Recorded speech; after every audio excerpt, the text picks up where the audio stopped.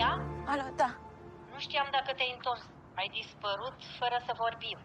Da, a fost o situație. Am încercat să dau de tine. Am rezultatele analizelor. Da, spuneți. Ai fost drogată. Am găsit în sângele tău urme de somnifere. Cineva a vrut clar să-ți facă rău. Deci, de asta mi s-a făcut rău? Categoric. Da. Mulțumesc mult, n-aveți idee ce veste bună mi-a stat.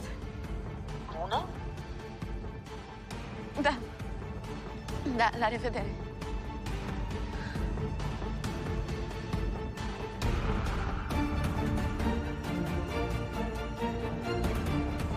Mai bine rămâneai departe de noi, că numai nenorocire aduci. Nu le-am adus eu. Nu e vina mea.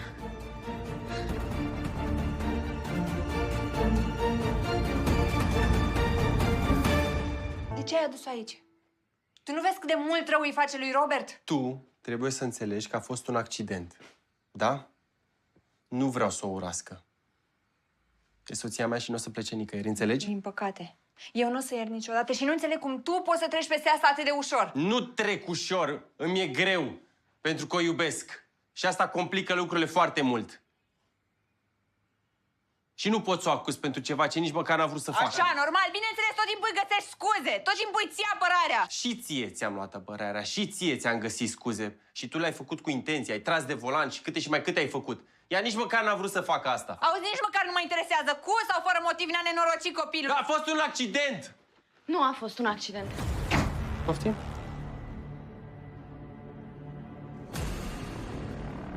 Am făcut analize când eram în spital.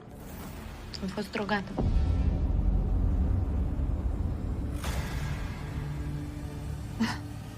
Bine, mă, cine să drogheze pe tine și când? Tu? Nu știi nimic?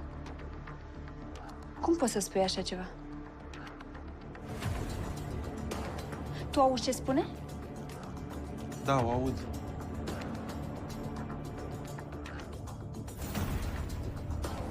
Eu o să merg mâine la spital și o să aflu mai multe.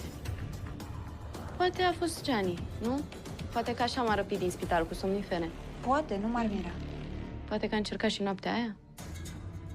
Oricum, Petru, nu știu, trebuie să găsești o pază la casa asta, că nu se mai poate așa. Liuța nu e în siguranță.